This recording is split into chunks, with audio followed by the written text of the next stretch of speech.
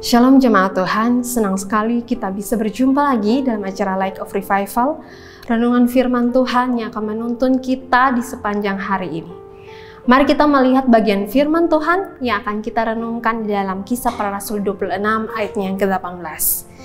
Untuk membuka mata mereka, supaya mereka berbalik dari kegelapan kepada terang dan dari kuasa iblis kepada Allah, supaya mereka oleh iman mereka kepadaku memperoleh pengampunan dosa dan mendapat bagian dalam apa yang ditentukan untuk orang-orang yang dikuduskan, yang terhilang. Dalam pasal-pasal sebelumnya dari Kisah Para Rasul 26 ini, Rasul Paulus dituduh dengan banyak hal yang tidak dilakukan oleh Rasul Paulus. Tuduhan-tuduhan itu berasal dari orang-orang Yahudi non-Kristen. Mereka menuduh bahwa Rasul Paulus menentang bangsa Yahudi, menentang hukum Taurat, menentang bait Allah, dan menajiskan bait Allah dengan membawa orang Yunani ke sana, yaitu Trofimus. Tuduhan yang sebenarnya karena mereka ingin menghancurkan Rasul Paulus. Dari tuduhan yang mereka berikan kepada Rasul Paulus ini menjadi kekacauan yang berakibat Rasul Paulus ditangkap dan harus memberikan kesaksian baik bagi orang-orang Yahudi, baik bagi kepada mahkamah agama, dibawa ke wali negeri Felix di Kaisarea, dipenjara, dibawa ke kaisar, dan bahkan berhadapan dengan Raja Agripa. Di hadapan Raja Agripa lah Rasul Paulus bersaksi bagaimana ia bertobat dan sampai dipanggil sebagai rasul. Dan dalam kesaksian itulah terdapat makna yang terdalam tentang mereka yang terhilang. Siapa yang dimaksud terhilang dan apa rencana Allah bagi mereka? Rasul Paulus bersaksi bahwa ketika ia menjadi seorang percaya, itu semua karena pekerjaan ilahi.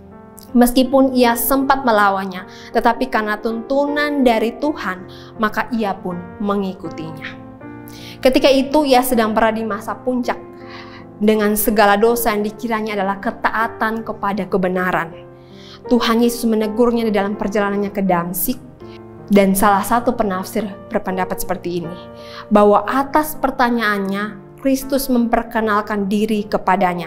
Kejadian ini cukup untuk membuat dia segera menjadi seorang Kristen, meninggalkan kumpulan para penganiaya yang ditentang sendiri oleh Tuhan yang menampakkan diri dari sorga dan menggabungkan diri dengan kelompok yang teraniaya yang dibela oleh Tuhan yang turun dari sorga untuk mereka, bahwa Yesus yang sama yang telah menampakkan diri kepadanya di dalam terang yang mulia itu memerintahkan kepadanya untuk pergi dan memberitakan Injil kepada bangsa-bangsa lain.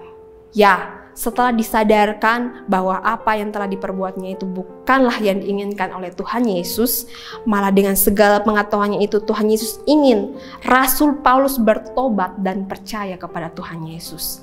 Bahkan ia harus memberitakan tentang Tuhan Yesus.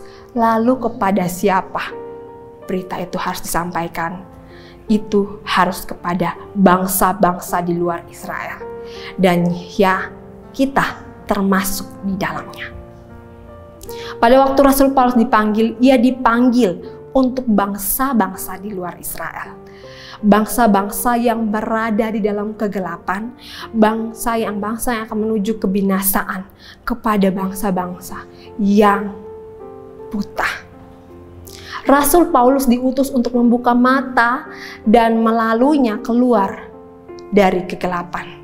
Dan Rasul Paulus sampai akhir hidupnya begitu semangat dalam memberitakan tentang Injil, kesaksian, bahkan pengajarannya boleh kita baca sampai dengan saat ini.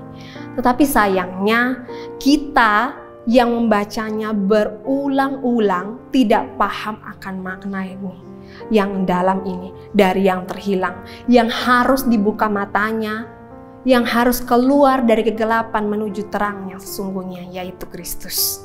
Kitalah yang terhilang. Kita jugalah yang harus dibuka matanya. Kita jugalah yang saat ini berada di dalam kegelapan.